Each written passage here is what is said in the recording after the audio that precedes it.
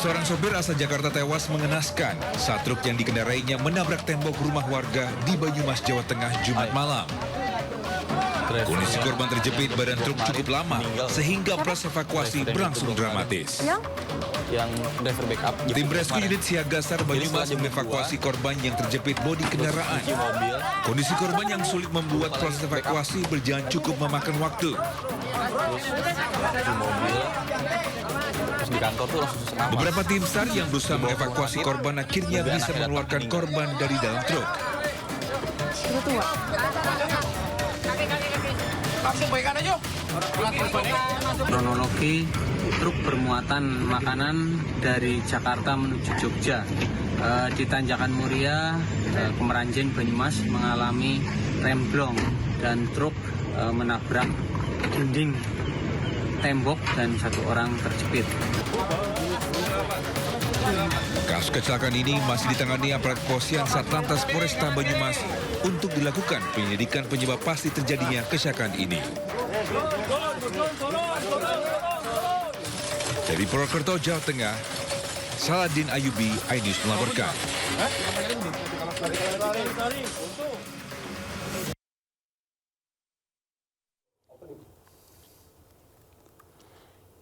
Halo pemirsa, halo Ayah, apa kabar? Halo, selamat pagi pemirsa, selamat pagi. Nah, senang sekali kita berada di penghujung long weekend ya. Iya, penghujung long weekend. Tapi ini kalau kita ngomongin soal long weekend, di mana-mana ini pada rame ya, di bandara rame. Betul. Terus juga di stasiun rame, khususnya apalagi untuk yang stasiun kereta cepat seperti Wush gitu ya. Terus tidak hanya itu aja, di tempat-tempat wisata juga rame, di kebun wisata, kebun binatang, terus juga mall-mall bahkan Betul juga banget. rame. Ditambah lagi kemarin Ayah data yang kami himpun itu untuk kereta Wush mencatatkan rekor terbanyak 25.000 penumpang dalam satu hari. Wow. Luar biasa ya. Ini informasi yang didapat dari langsung ini ya. Iya betul, karena kemarin ada rekan kita ya Aulina Yasha yang liputan di sana. Ditambah lagi nih, hari ini karena hari penghujung long weekend, otomatis siapkan energi. Karena yang dari luar kota pasti pulang ke Jakarta. Betul otomatis sekali. Jalan pasti macet banget. Betul sekali, jadi pentingnya pemirsa semua untuk menyiapkan fisik, kemudian juga sehat,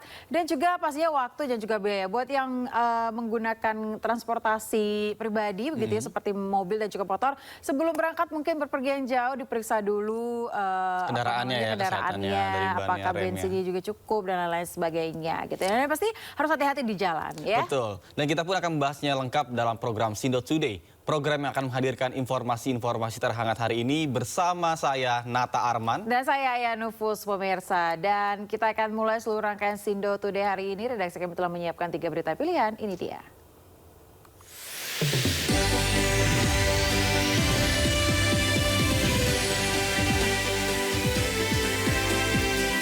Bandara Soekarno-Hatta dan stasiun kereta dipadati warga yang hendak libur sekolah ke luar kota.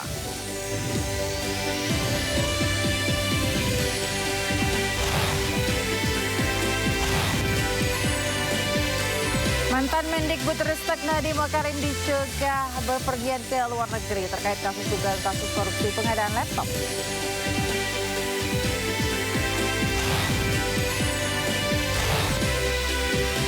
Timnas sepak bola wanita Indonesia mengawali kualifikasi Piala Asia 2026 menghadapi Kirgistan di akhir pekan ini.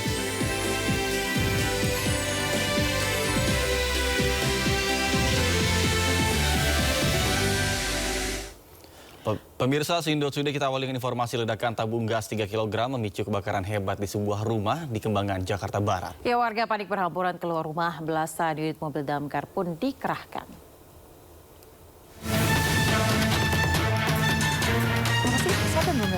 Sebuah rumah warga di Jalan Taman Palem Raya, Meruya Selatan, Kembangan, Jakarta Barat ludes dilalap si jago merah. Besarnya kobaran api membuat warga panik dan diduga akibat dendam lama.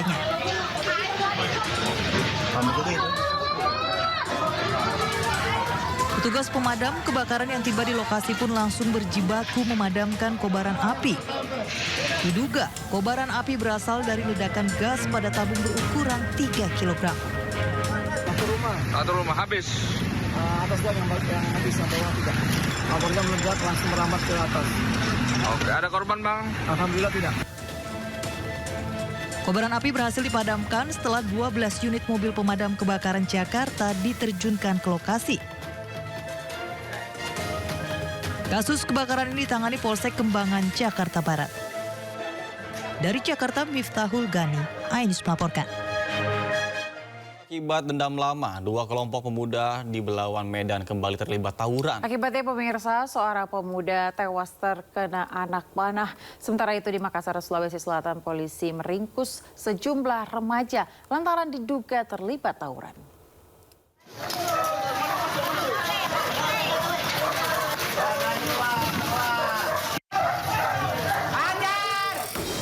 Dua kelompok antar pemuda terlibat tawuran dan saling serang terjadi di kawasan Jalan Belanak, Kecamatan Medan Belawan, Sumatera Utara.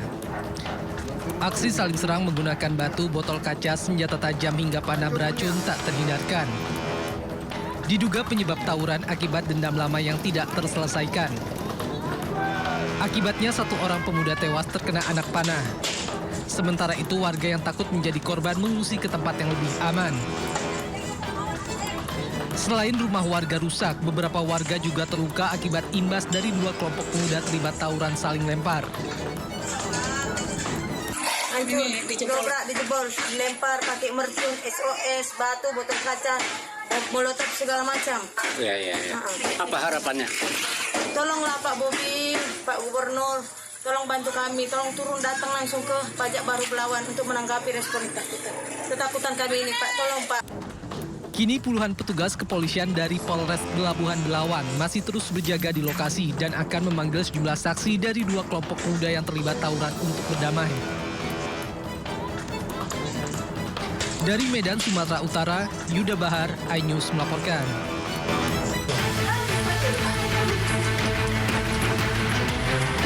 Kepolisian dari Resmo Polsek Panakukang menangkap 6 remaja yang diduga terlibat dalam aksi tawuran di Jalan Pampang, Kota Makassar. Penangkapan dilakukan setelah polisi menerima laporan warga sekitar tentang kejadian yang meresahkan tersebut.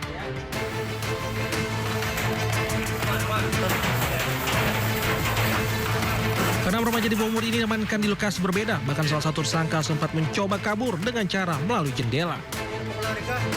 Selain jumlah busur panah, polisi juga amankan sejumlah alat untuk membuat busur panah diantaranya mesin gerinda dan palu. Ini adalah diduga pelaku yang selama ini yang tawuran di Kelurahan Pampang, Kecamatan Panakukang, Kota Makassar. Itu sementara diamankan ada busur, anak panah busur, berikut alat-alat yang digunakan dalam pembuatannya. Kini keenam remaja ini masih menjalani proses pemeriksaan lebih lanjut guna mengetahui peran masing-masing. Dari Kota Makassar, Sulawesi Selatan, Muhammad Nur Dumorni, iNews melaporkan.